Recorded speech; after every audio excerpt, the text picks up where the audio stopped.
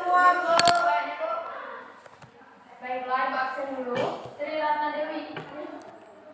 Eva Sulastri. Hadir, Bu. Ines. Hadir, Bu. Lusti. Hadir, Bu.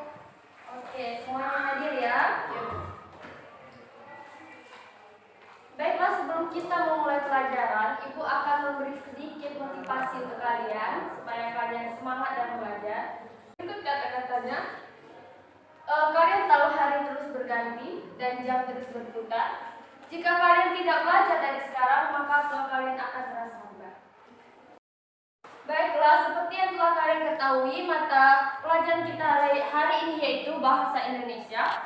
Adapun kompetensi dasar yaitu mengidentifikasi unsur-unsur teks narasi, cerita imajinasi yang dibaca dan didengar.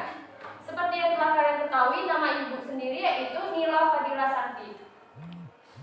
Adapun indikator pencapaian kompetensi yang harus kalian capai, yang pertama, peserta didik menjelaskan ciri, tokoh, latar, alur, dan tema pada cerita imajinasi yang menunjukkan bukti pada teks yang dibaca atau didengar.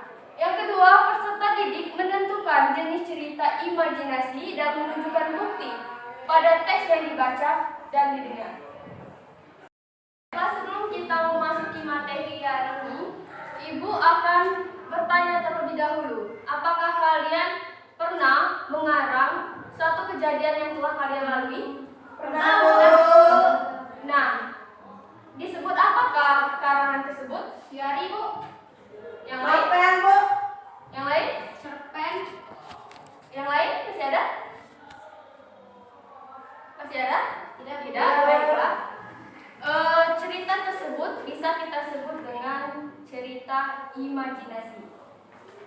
Sesuai dengan materi kita hari ini, kita akan menjelaskan tentang teks narasi atau cerita imajinasi. Adapun materi yang akan kita bahas pada hari ini yaitu yang pertama, pengertian dan contoh teks narasi. Yang kedua, unsur-unsur teks narasi. Yang ketiga, struktur teks narasi. Yang keempat, kaidah kebahasaan teks narasi. Kelima, kalimat langsung dan kalimat tak langsung. Setelah itu, kalian akan menceritakan kembali tentang teks narasi. Langsung saja, yang pertama, Ibu akan menjelaskan apa itu pengertian dari teks narasi. Bisa kita lihat di sini, teks narasi adalah jenis cerita teks yang berisi cerita yang disampaikan melalui alur peristiwa yang disusun secara kronologis dan kualitas berupa sebab akibat. Masih banyak jenis teks narasi ya, seperti teks cerita fantasi, teks fabel, teks cerita sejarah, dan masih banyak teks lainnya ya. Selanjutnya yaitu di sini Ibu langsung memberikan contoh, bisa kalian lihat. Ini contoh teks narasi yang berjudul Kisah Yunus yang terjadi virus corona. Nah, di orientasi ini yaitu kita mencoba mengenalkan siapa tokoh dari cerita teks narasi yang akan kita buat, apa saja latar belakangnya, dan siapa dia, dan dari mana dia, dan apa penyebab dia bisa mengakibatkan cerita teks narasi ini. Yang selanjutnya yaitu ada resolusi. Nah, di sini bisa kita lihat rumah keluarga Yunus akhirnya didatangi oleh petugas yang melakukan sterilisasi dengan menyemprotkan disinfeksi di seluruh wilayah kediaman keluarga Yunus. Nah, di sini dapat kita lihat resolusinya itu mulai mendalami di mana rumah Yunus itu dan apa penyebab terjadinya, kenapa dia bisa terkena virus corona. Yang selanjutnya itu komplikasi. Nah, di sini komplikasi ini bisa kita sebut sebagai konflik. Konflik itu masalah apa saja yang terjadi setelah Yunus itu terkena virus corona. Nah, yang selanjutnya Ibu akan menjelaskan tentang unsur-unsur teks narasi. Yang pertama yaitu tema, merupakan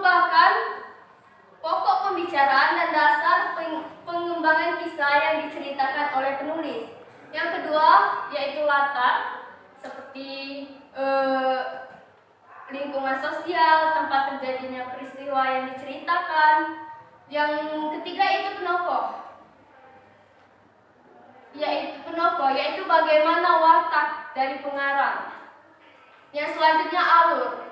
Alur merupakan pola atau rangkaian tindak tanduk peristiwa atau kejadian yang berusaha memecahkan konflik dalam narasi. Yang selanjutnya yaitu teks narasi. Teks narasi yang pertama, pengenalan situasi cerita. Pada bagian ini, penulis mulai mengenalkan tokoh dan hubungan antar tokoh hingga menata adegan yang akan membawa mereka pada alur peristiwa. Yang selanjutnya, pengungkapan peristiwa. Di sini, pencerita mulai mengungkapkan apa saja peristiwa-peristiwa yang terjadi dalam teks narasi tersebut. Yang selanjutnya yaitu menuju konflik. Di sini penulis mulai melihatkan kehebohan atau perhatian, kegembiraan atau munculnya suatu masalah dalam suatu teks narasi. Yang selanjutnya puncak konflik. Nah, puncak konflik ini yaitu konflik atau masalah dalam teks narasi itu lebih diperjelas sehingga pembaca lebih paham di bagaimana masalah itu terjadi. Yang kelima yaitu penyelesaian. Nah, bagian ini cerita mulai menyelesaikan konflik antar tokoh. Yang selanjutnya itu koda.